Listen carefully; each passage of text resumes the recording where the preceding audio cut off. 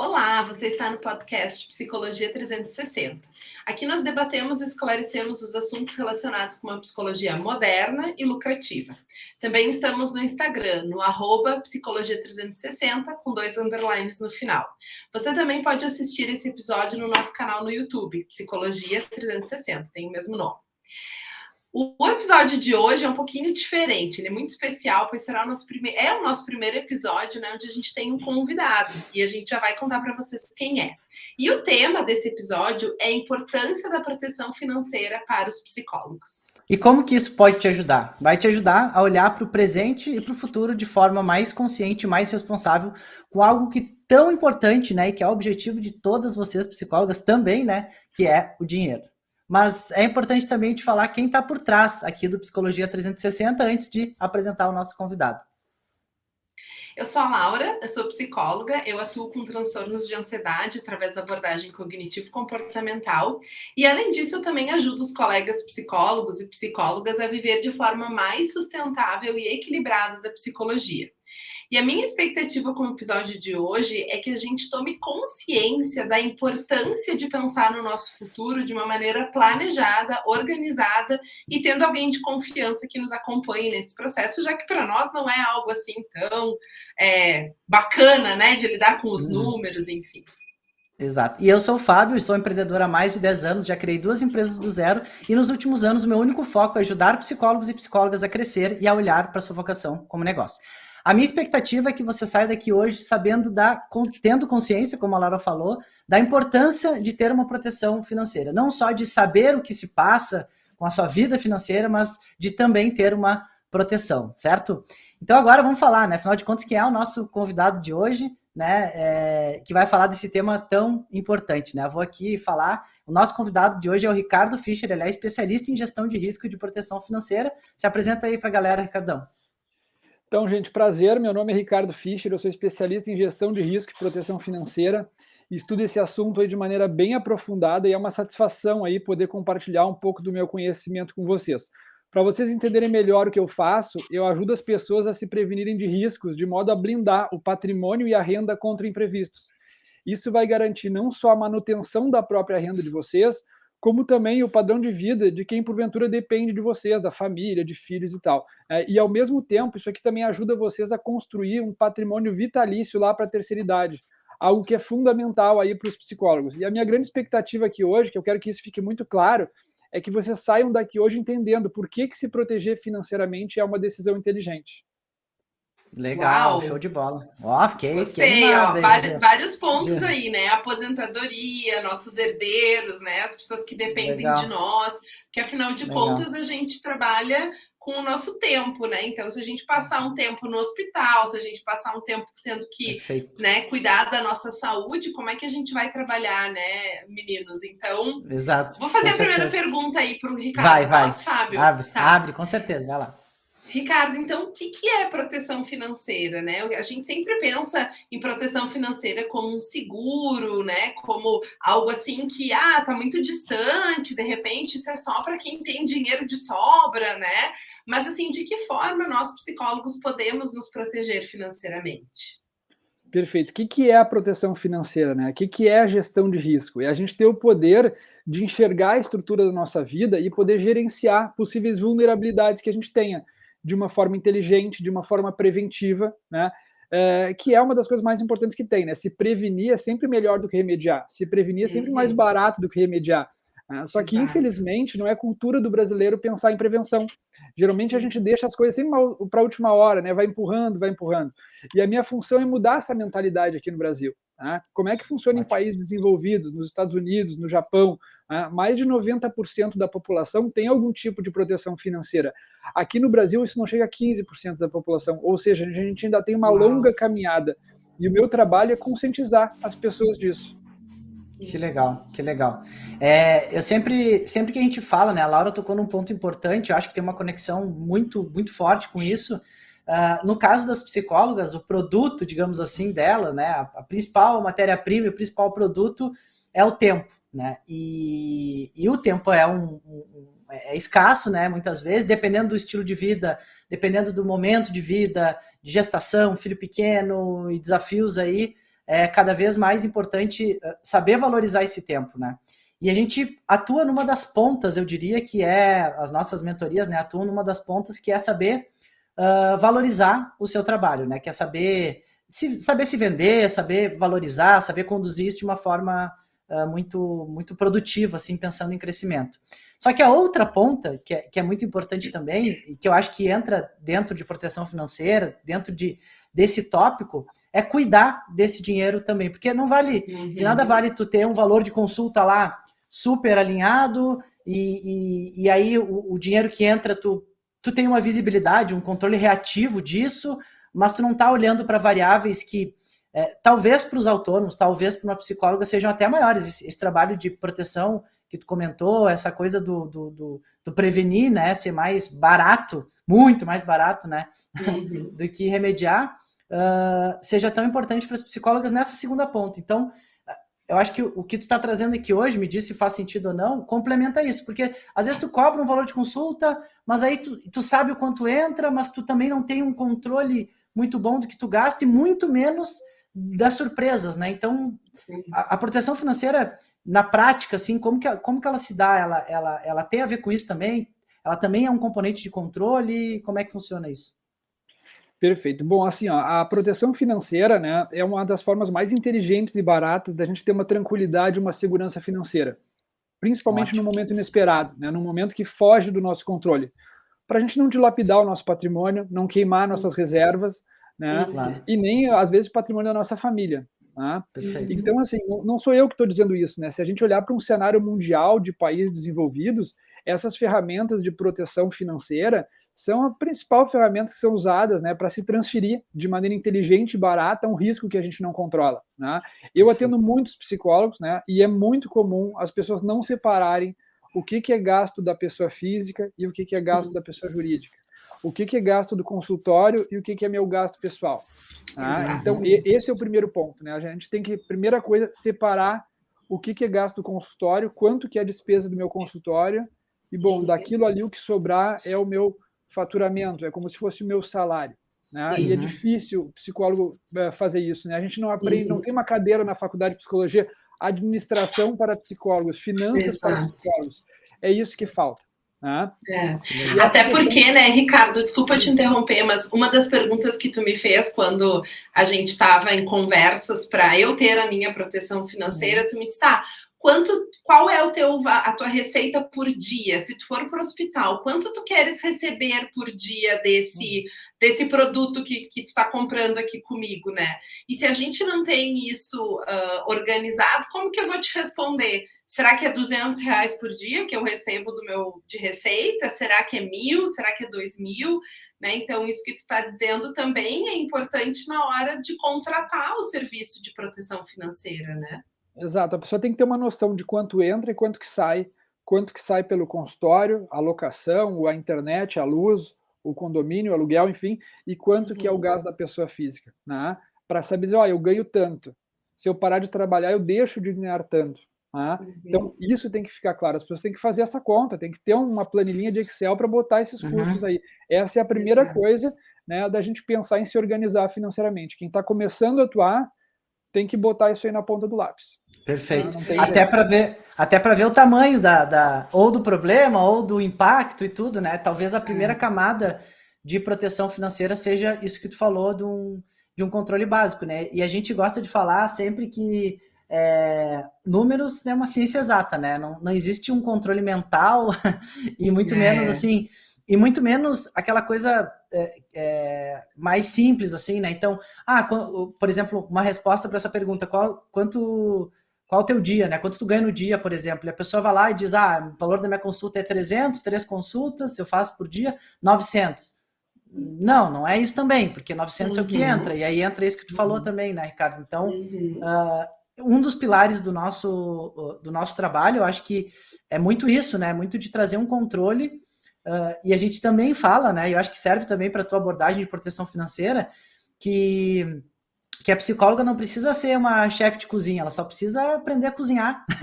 Porque às vezes a gente acha, não, mas eu não gosto desse assunto de números, mas eu nunca me dei bem com números, mas se eu gostasse de números eu teria feito, sei lá, contabilidade, administração, e a gente brinca, né, de dizer assim, Tu precisa aprender a fazer uma refeição ali para ti. Tu não precisa virar um chefe de cozinha, tu não precisa virar o Masterchef lá que sabe fazer tudo, né? Mas tu não pode passar fome. Então, é a mesma coisa nos números, né? Ou uma abordagem, né, e uma solução, assim, bem assertiva, que é encontrar um profissional, né? O Ricardo, por exemplo, faz esse tipo de trabalho, que vai te amparar, que vai te direcionar também e vai fazer um trabalho mais profundo, assim, mais denso, em termos de dar umas dicas ali também de organização, mas chegar no objetivo que é a proteção financeira, né? Perfeito. Assim, ó, existe basicamente 4 aspectos, né, mais importantes, 4 etapas, né, dessa questão de gestão de risco, né, da gente gerenciar esses riscos. Primeiro, a gente tem que identificar quais são os nossos riscos, o que pode nos acontecer. Né? Segunda etapa, a gente quantificar, dar um valor numérico, um valor em reais para isso. Se isso acontecer, quanto que eu perco? Né? Terceira etapa, reduzir esse risco dentro do que for possível, do que for do nosso controle. E a quarta etapa é a gente transferir esse risco. Vou dar um exemplo aí, né, para esse papo, gestão de risco, transferir, reduzir e tal, identificar, tá meio complexo isso aí, né? Mas vamos lá, dando um exemplo bem simples para vocês entenderem cada uma dessas etapas. Quando a gente vai comprar um carro, vamos supor que a gente compra aí um carro de 100 mil reais. Automaticamente, o nosso cérebro está preparado para fazer a gestão de risco desse carro. Porque isso é uma coisa que a nossa cultura incentiva, a gente aprende desde cedo em casa. Então, quando a gente sai de uma concessionária com um carro de 100 mil reais, é muito difícil que a gente saia de lá sem seguro. Mas vocês já pararam para pensar por quê? Por um motivo simples. O nosso cérebro ele faz o processo de gestão de risco desse carro. Querem ver como já faz? Olha só. Porque é um tangível?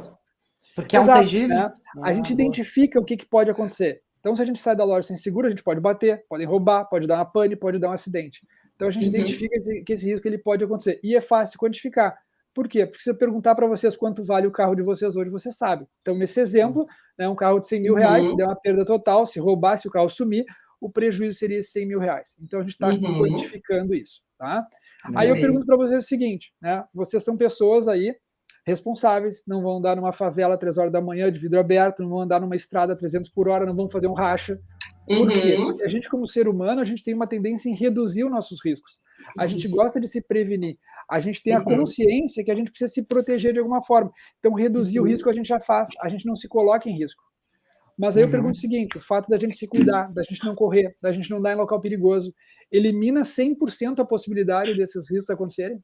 Não. O fato da gente ser cuidadoso, da gente ser equilibrado, da gente ser prevenido, não previne 100%. Por isso que a gente transfere aquele risco que a gente não gerencia. Embora a gente não se coloque numa situação de risco, a gente sabe que a possibilidade de acontecer existe, de roubar, de bater, de ver alguém bater na gente sem a gente ter feito nada. Então a gente aprende culturalmente que transferir o risco é mais inteligente, é mais barato. Legal. E aí a pergunta que eu faço é, por que a incoerência da gente não pensar nisso para a nossa vida, para a nossa carreira profissional? Se a nossa vida vale muito mais do que um bem material. Sim, né? Com certeza. No Brasil, a cultura ela é muito interessante, né? Porque as pessoas elas estão mais propensas a proteger o fruto do que a própria árvore. A gente faz seguro do carro, tem gente que faz até do celular. Então, o que a gente está fazendo? A gente está protegendo nossos bens, né? Mas a gente não protege o provedor do bem. Né? Quem gera a riqueza para a gente comprar tudo isso.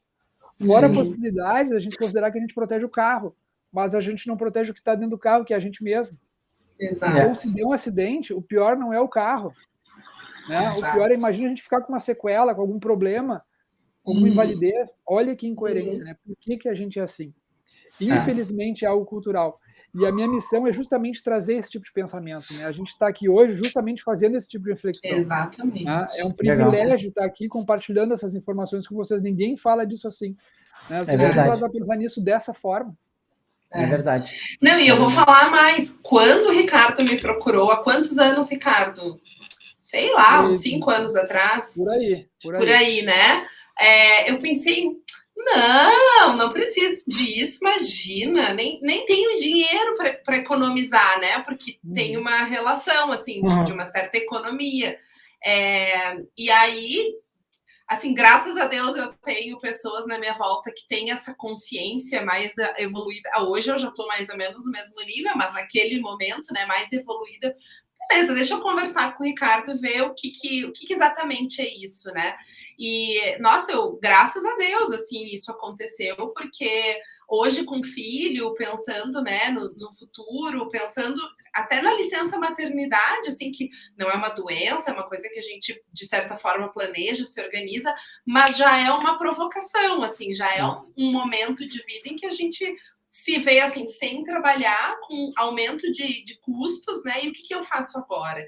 Então, quando eu pensar na aposentadoria, né? A gente não vai querer trabalhar até os 90 anos, a gente vai querer passar um período aproveitando a vida. E entra a proteção financeira aí nisso, né? Sim. Mas e aí, me diz uma coisa, Ricardo, o que não é proteção financeira? Bom, assim, ó, a curto prazo, né? Fazer investimentos, começar uma previdência privada. Muita gente jovem está querendo aplicar na bolsa, né? Isso a curto prazo não é se proteger, né? Porque vamos dizer que a gente vai botar aí R$500 por mês num investimento. Se a gente botar R$500 por mês durante um ano, quanto que a gente vai ter lá no final? Sim. Não é grande coisa. Então, assim, é um valor que ao longo do tempo ele pode te trazer uma tranquilidade se tu seguir colaborando por vários anos. Mas a curto prazo, se eu botar R$500 por mês numa aplicação, numa previdência, num investimento, durante 3 a 5 anos, no final desse período, quanto que eu vou ter lá? Não vai ser muita coisa, não vai ser algo que me resolva por muito tempo. Né? Então, fazer investimentos não é uma proteção financeira, a não ser que a gente esteja lá colocando isso aí a longo prazo, e aí lá aos meus 70, 80 anos, aquilo vai me dar uma tranquilidade. Né? O jovem no Brasil ainda pensa muito, primeiro eu vou aplicar, vou investir meu dinheiro. Mas o mais interessante é a gente se proteger, é a gente trazer alguma ferramenta que a curto prazo, se acontecer alguma fatalidade, alguma coisa inesperada, já me traga ali um caminhão de dinheiro. Tá? Então as ferramentas de seguro, elas são muito mais apropriadas para isso. Tá? Vamos pensar assim, o investimento é um cofrinho que a gente vai alimentando aos pouquinhos. Né? Uma ferramenta de seguro é um cofrinho que tu já pega ele cheio. Né? Então tu já tem de imediato, mediante aquela assinatura de um contrato, mediante um primeiro pagamento, às vezes a pessoa botou lá 250, 300 reais, ela já tem 100, 200, 300, 500 mil reais de benefício. Tá? Quanto tempo numa aplicação financeira a gente ia demorar para ganhar tudo isso? Tá? E muita gente no Brasil, né, se prende no governo. Eu tenho o INSS, eu estou tranquilo. O SUS e o INSS resolvem minha vida numa questão de saúde. Não é bem assim. Não é nada assim. Ajuda, mas... Ajuda um pouquinho. Mas vamos dizer assim, a pessoa colabora com o INSS. Com quanto tu contribui? Eu colaboro com o mínimo. O mínimo a pessoa aí vai ganhar R$1.200. Exatamente. Quantas pessoas que estão nos assistindo aqui hoje conseguem viver com esse valor? Então, eu sempre brinco assim, o INSS significa isso não será suficiente. É uma proteção financeira insuficiente. Né? Então, a gente tem que ter consciência disso. Sim.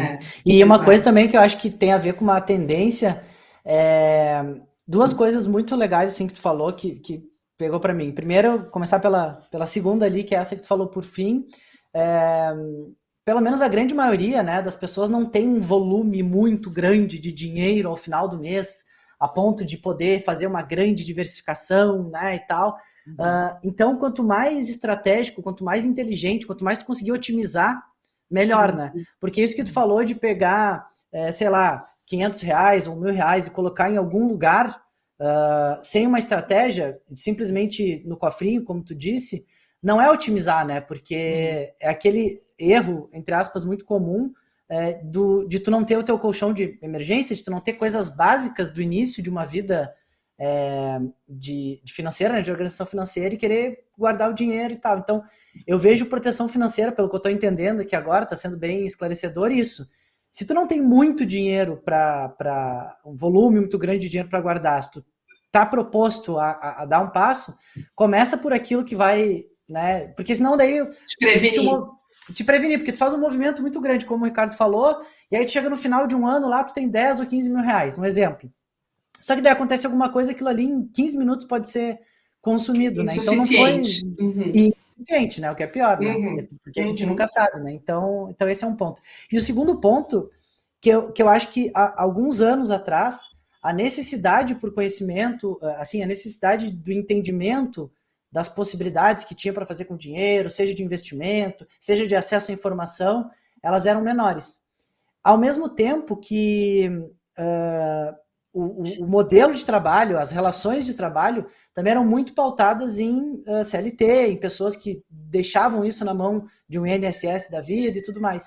E à medida em que a gente tem cada vez mais autônomos ou PJs, né, a necessidade de olhar para itens como esse, como proteção financeira, organização também e tudo, ela cresce muito, né? Eu já empreendo há 10 anos, por exemplo, e há 10 anos eu tenho também proteção financeira, porque eu nunca, o argumento, assim, a reflexão que me pegou nisso foi, cara, agora sou eu comigo mesmo, não tem mais ninguém. Porque bem ou mal a gente terceirizava isso, né, para um fundo de garantia, para um seguro-desemprego e tudo mais.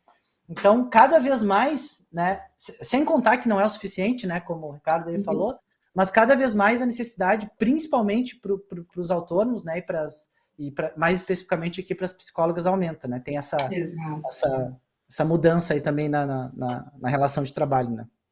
Faz sentido, Ricardo? É por aí, Total. né? É isso aí, exatamente. A maior parte dos teus clientes são autônomos, é mais mesclado? Sim, como é que sim. é? Muitos profissionais da área da saúde, né? Que é aquele profissional que muitas vezes vende a sua hora, né? Um médico, um dentista, um psicólogo, né? Qualquer situação que para de trabalhar, consultório fechado, o dinheiro não entra. Né? Então, muitos empresários também, né? Empreendedores, porque aquela coisa, né? É o olho do dono que engorda o gado. Então, por mais que ele seja o dono do negócio, se ele não está lá, a empresa não anda. Né? A gente pergunta para pessoas, você consegue tirar férias? Consigo, mas levo o celular, levo o e-mail junto. Né? Mas se tiver uma situação que a pessoa fique totalmente incomunicável, né? Uma situação agora como a gente viu tanto na pandemia, pessoas acamadas, entubadas, aquela coisa e tudo, se o cara está numa situação dessas e fica 2, 3 meses longe do negócio, como que fica? Então isso é um grande problema. Com certeza. Muito bom. E, Ricardo, tem um mínimo que a gente pode investir, assim, ou independe do faturamento do psicólogo para ele investir numa proteção financeira? Assim, tem como quando a gente compra ações, né? Assim, a ação vale X, então eu não posso comprar menos de 10 ações, então os 10X é o meu mínimo. Existe isso também dentro desse mercado, dentro dos produtos que tu oferece? Perfeito. Na verdade, assim, o que eu acho que a pessoa tem que fazer primeiro, né? Fazer isso que eu falei antes, de separar as contas do consultório e da vida pessoal. Né? Ter uma reserva de emergência, 6 meses do custo de vida, 1 ano do custo de vida, né? Para garantir o mínimo. E depois disso aí procurar um profissional qualificado que entenda a realidade individual de cada pessoa e que possa montar um projeto de proteção aí personalizado. Né? E que além de montar tudo isso, faça um acompanhamento com essa pessoa, né? A cada 1 ano e meio, 2, vá revisando isso, porque a vida vai mudando. A gente pode se mudar de cidade, a gente pode casar, pode ter um filho, pode mudar, ganhar mais. Então a vida vai mudando e a ideia é que essa proteção ela vá acompanhando isso. Né? A pessoa tem que entender quais são as suas vulnerabilidades e como isso pode impactar a ela, a família, ao negócio, ao trabalho. Né? Mas eu sempre digo assim, o ideal, respondendo bem a tua pergunta de que valor começar, né? O ideal é que a pessoa comece a pensar nisso desde cedo, né? Quanto antes melhor. Né? Até porque quanto antes a pessoa pensa nisso, a maioria das seguradoras hoje, elas congelam a idade da pessoa no momento da contratação. Tanto a idade quanto a condição de saúde, né? Dependendo dos produtos. Então, assim, contratar aos 25 anos sai mais em conta, é mais inteligente do que contratar aos 30. Porque a pessoa vai estar lá com 40, 50, 60 e a seguradora vai estar vendo aquela pessoa com a idade da contratação. Então, quanto antes a pessoa pensar nisso, melhor. Né? Um valor mínimo, primeiro, acho que isso é uma coisa para quem tem uma sobra financeira. Não é a pessoa que está lá endividada, devendo, que tem que começar a pensar nisso. Ela tem que estar com a vida já, vamos dizer assim, equilibrada. Não adianta também a pessoa querer colocar só R$50, R$80, porque ela vai fazer uma proteção financeira muito baixa, que no fim não vai estar protegendo ela. É como a gente, uma pessoa que ganha aí 10, 15 mil por mês, eu contribuo com o INSS pelo mínimo. E aí, se der um problema com ela, ela ganha 1.200. Não é suficiente. Fica muito abaixo, é insignificante para a vida dela. Então, assim, tem que ser um valor que não vá pesar também no fim do mês. Tá? Eu sempre recomendo que a pessoa comece pensando em colocar aqui cerca de 5% da renda. Ou seja, para alguém que ganha 5 mil reais, pensar em alocar aqui 250. Né? Para quem ganha 10 mil, colocar 500 reais. Vai ser um valor que não vai pesar no fim do mês e que pode trazer aí já uma proteção bem robusta. Né? A pessoa tem que ter a consciência que isso assim, é um investimento mensal, a pessoa pode fazer um aporte mensal ou até anual, né? Mas é para alguém aí que tem alguma sobrinha financeira. Né? A pessoa está lá, eu ganho 5, gasto 4, sobrou 1.000, bota 250 reais aí numa proteção para dar esse start aí. Legal. Boa. Não, são números bem acessíveis, né? Assim, quem consegue sentar e organizar os suas entradas e saídas de dinheiro, consegue sim, com certeza, ter esses valores disponíveis, né? Mas bem como o Ricardo falou, tem que ter uma organização, e eu e o Fábio estamos aqui para esse passo anterior, né? Porque dentro de uma mentoria de negócios, isso faz parte. Essa separação, né, do que é do consultório e do que é a pessoa física é fundamental. Exato. A pessoa, assim, ela não pode pensar que isso aqui vai ser um peso. Isso aqui tem que ser algo que a pessoa pague feliz, porque vai estar resolvendo um problema, vai estar tratando uma vulnerabilidade, vai estar deixando o psicólogo dormir mais tranquilo, e vai estar ajudando a pessoa a se planejar de uma forma melhor. Tem que pensar isso aqui, eu penso isso como um custo do consultório. Assim como, sei lá, o aluguel, a luz, a internet e tal, isso aqui é um custo da profissão. Faz parte do meu custo, para eu gerenciar minha vida, eu tenho que ter uma garantia caso aconteça alguma situação inesperada comigo. Até para ficar claro um pouco para o pessoal, né, o que são essas vulnerabilidades que a gente protege, né, eu acho legal dar uma esclarecida assim, mas vamos pensar assim, né, alguma situação de uma doença grave, que a gente fique afastado por um longo período fazendo algum tratamento, alguma internação hospitalar, por um período longo também, não é aquela coisa de 1, 2 dias, vou tirar a vesícula, vou fazer uma cirurgia de apendicite. Isso aí são 2 dias ali, a gente remaneja a agenda e resolve. Agora, uma semana parado, tu já não consegue remanejar a agenda. Já é dinheiro perdido que a gente deixou na mesa. Uma situação de invalidez, imagina um psicólogo que não consegue falar. A profissão de psicólogo tem uma grande vantagem, né? Assim como a gente está aqui agora online, sentado, conversando, se a gente tiver de perna quebrada, de braço quebrado, alguma situação assim, a gente consegue atuar. É diferente de um médico, de um dentista, que precisa estar lá com uma motricidade fina, 100% funcionando. Então, o psicólogo tem essa vantagem. Mas alguma situação mais grave, aí já é necessário ter esse tipo de proteção. E a gente entender como que isso vai impactar nas nossas despesas mensais, no nosso padrão de vida, na moradia. Se eu parar de trabalhar, quem é que banca o meu aluguel? Para quem tem filhos, se eu parar de trabalhar, como é que eu pago a mensalidade da escola? Ou às vezes tem um financiamento estudantil de alguém recém-formado, que aquilo vai seguir vindo. Ou a gente começa a formar uma reserva lá para a terceira idade, para aposentadoria, algum investimento, e aí tem que dilapidar isso para tratar de alguma situação pontual antes do prazo. Então, tudo isso aí são coisas que a gente tem que pensar, e quanto antes começar a pensar, melhor. Que legal. E não tem como... E é tipo da coisa que a gente fala, quando a gente encoraja, né, e provoca e orienta as psicólogas a valorizar o seu trabalho, a cobrar valores, a ter uma linha de crescimento, não só intelectual, de capital humano, e de capital intelectual, desculpa, e de conhecimento teórico, mas também financeiro, né, porque isso também é o que marca. A gente sempre diz que em algum momento a conta não vai fechar, né? Se tu continuar atendendo os mesmos valores, e entra ano e sai ano, e tu ganha mais maturidade, porque tu tem pacientes te trazendo diferentes problemas. Se tu não olha para isso e reajusta os teus valores e não passa a ganhar mais, ainda mais num contexto onde tudo está aumentando, né?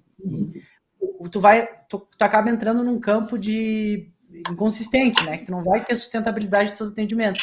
E isso de proteção financeira, por mais que, né, tu deve falar muito isso para os teus clientes também, não é o que a gente quer que aconteça e tudo mais, mas é muito difícil. A verdade é que é muito difícil tu ultrapassar uma vida inteira, aí, 30, 40, 50, 60 anos, sem que nenhum imprevisto aconteça. Eu não estou falando só de questão de saúde, né? De saúde também, às vezes não acontece, né? Na grande maioria não acontece, cuidando da saúde e tal. só que sempre tem imprevistos, de tudo quanto é lado tem imprevistos, né? E se tu não tiver ativamente olhando para isso, seja com um trabalho mais aprofundado, mais personalizado de proteção financeira, seja fazendo uma reserva ali da sua maneira, né? E depois que tiver minimamente ali avançando, em algum momento a conta não vai fechar. Então não adianta empurrar com a barriga e falar, não, eu não tenho, acho que não vai acontecer nada e tal, ou não, aí a pandemia, né? Exato. Quem imaginou que o mundo ia parar? Exato. Quando que a gente ia imaginar que isso ia acontecer? Tá aí uma situação completamente inesperada. Afetou a saúde, tudo. Afetou as finanças, afetou tudo. Então, assim, tá aí a prova, todo mundo viveu isso, né?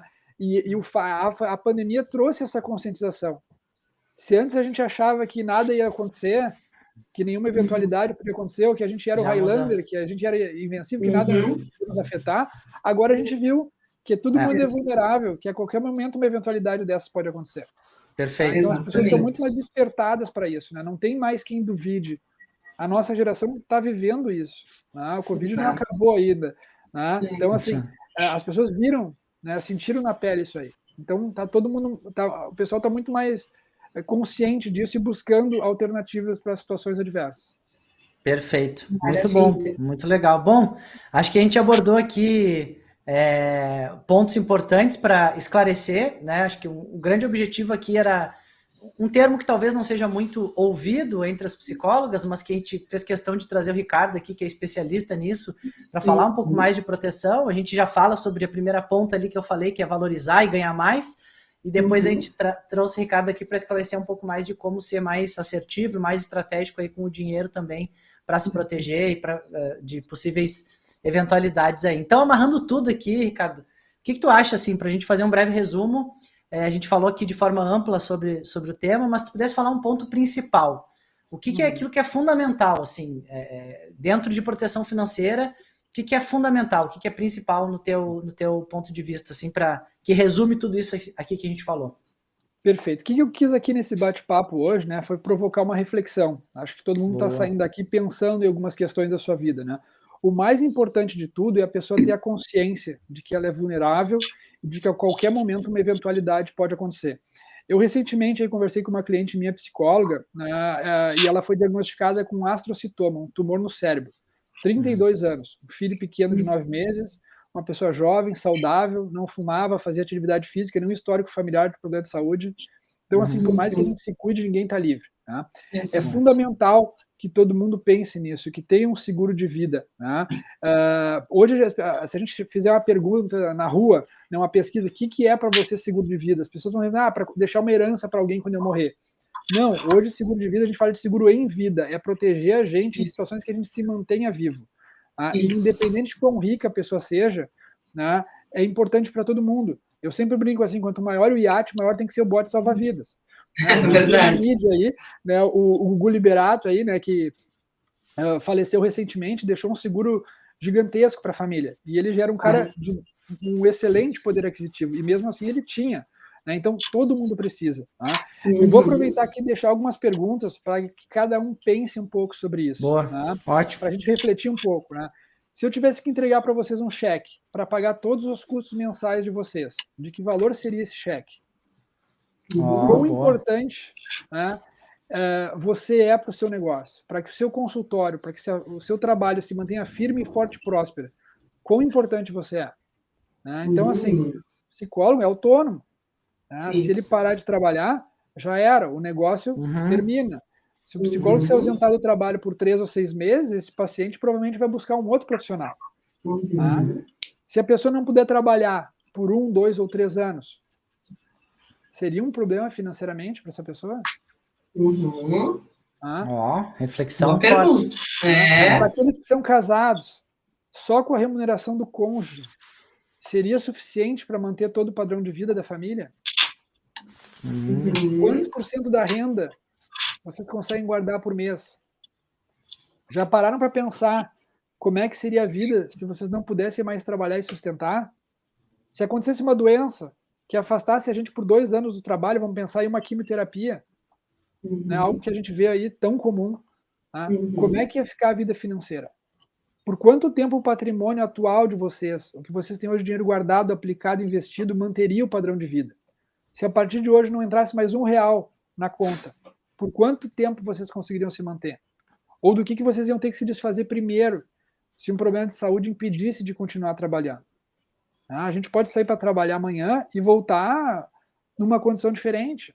Imagina para um psicólogo um problema de fala, que é algo fundamental para a profissão. Como é que ia ficar a vida? A gente pode sair de casa hoje e voltar numa condição diferente. E isso acaba virando um problema financeiro. Para quem tem filho, se a gente não tivesse mais aqui, se acontecesse alguma fatalidade, como é que ia ficar o futuro dos filhos? Enfim, né, gente, eu fico pensando assim, a quantidade de pessoas que precisam conhecer sobre isso, né, acho que tem uma grande importância essa conversa que a gente está tendo hoje, e eu tenho certeza aí que já deve ter passado na cabeça de muita gente aí, né, outras pessoas que merecem conhecer sobre isso.